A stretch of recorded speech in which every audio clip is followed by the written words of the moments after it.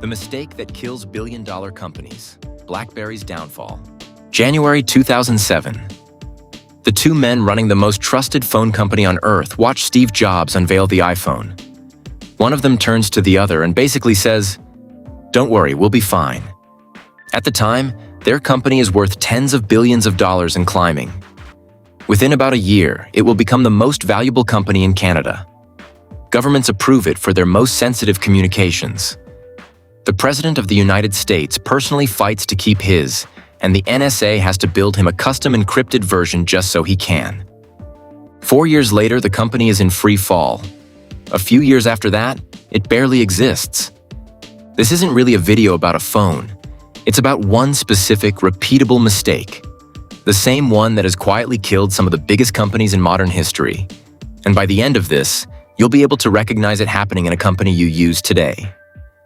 Because here's the uncomfortable part. The people who made this mistake weren't fools. They were some of the sharpest engineers alive. Which is exactly what makes it worth understanding. The rise. Rewind to 1984.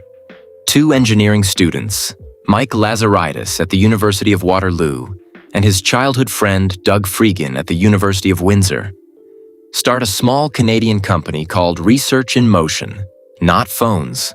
Wireless data, a field almost nobody cared about yet. It takes over a decade of unglamorous contract work, barcode readers, pagers, wireless networks, before they release the product that changes everything, the BlackBerry in 1999. Small screen, full physical keyboard, and one feature nobody else had cracked. Push email. Messages just arrived, instantly, with no refreshing required. For busy executives, that felt like a superpower. By the mid-2000s, BlackBerry isn't just a gadget, it's a status symbol. Wall Street runs on it. Governments approve it for sensitive communication. When Barack Obama becomes president in 2009, he insists on keeping his and gets a custom super encrypted version so he can. By June 2008, Research in Motion stock hits an all-time high. The company is worth over $68 billion. Briefly, the most valuable company in Canada. The turning point. Then, January 9th, 2007. Steve Jobs walks on stage in San Francisco and unveils the iPhone. No physical keyboard, a touchscreen you control with your finger. A real web browser. A device built to be, first and foremost, enjoyable to use. Inside RIM's Waterloo headquarters, the reaction isn't panic. Lazaridis is reportedly stunned by what Apple pulled off. Impressed enough to tell his co-CEO that these guys are good, this is different. But his co-CEO, Jim Balsillie, isn't worried. Their own engineers run the numbers and come back with a list of real, legitimate concerns. The battery won't survive real web browsing. Typing on glass is slower and more error-prone than a physical keyboard. And an open platform where any outside developer can install any app they want?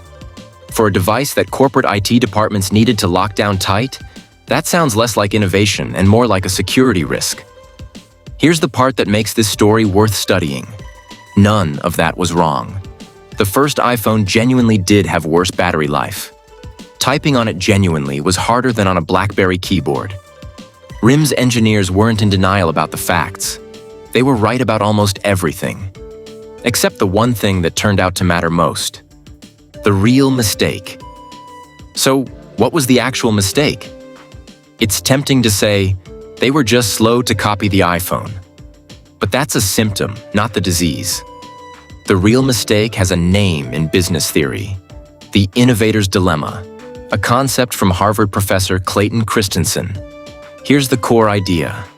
A company becomes great by listening closely to its best customers and getting relentlessly good at serving them. RIM's best customers were IT departments and security-conscious enterprises. Those customers wanted reliability, security, long battery life, and fast typing. And RIM built the best product on the planet for exactly those needs. But that same obsession, optimizing harder and harder for your current best customers, makes you structurally blind to a different kind of customer emerging just underneath you. One who doesn't care about lockdown enterprise security. One who wants a phone that's fun, that browses the real internet, that runs whatever app they feel like installing. Early on, that customer looks small, unprofitable. Their whole way of using a phone looks like a toy, not a serious tool.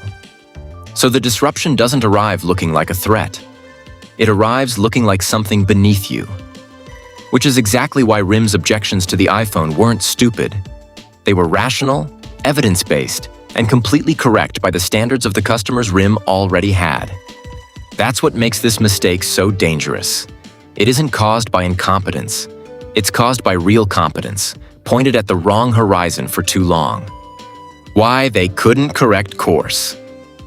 Plenty of companies get an early wake-up call and still manage to turn the ship. Why didn't RIM? 3 compounding failures. First, organizational. RIM was run by 2 co-CEOs, Lazaridis on engineering, Balsillie on sales and deals. That split worked fine during years of steady growth. But the moment the company needed one clear, fast strategic bet, it had 2 centers of gravity pulling in different directions instead of one. Second, a platform blind spot. Apple wasn't just shipping a better phone. It was shipping the App Store, a marketplace where any outside developer could build software and reach a massive audience overnight. That turned the iPhone into a platform with network effects. More users attracted more developers attracted more users, and the whole thing compounded on itself.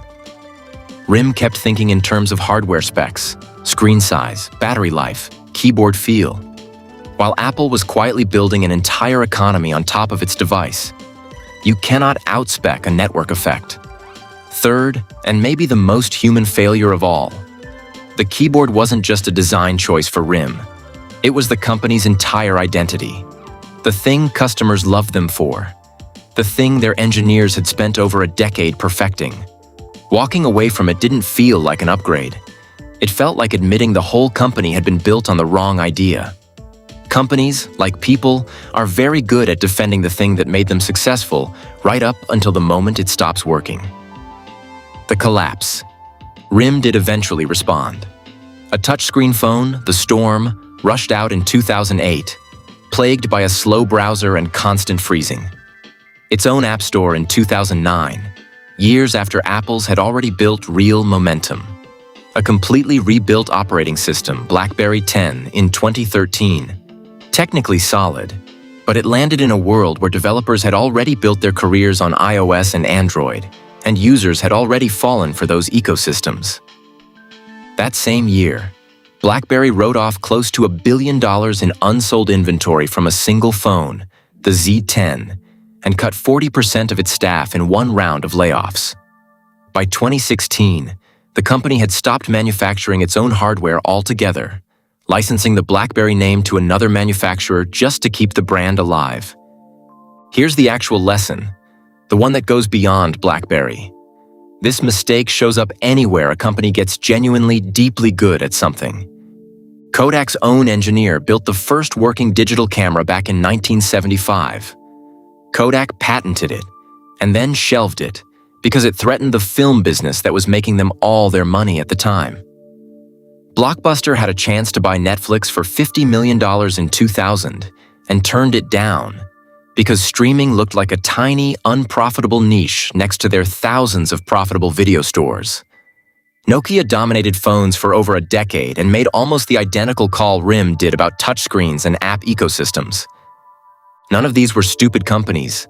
They were companies whose real expertise was pointed at the wrong horizon for just a little too long.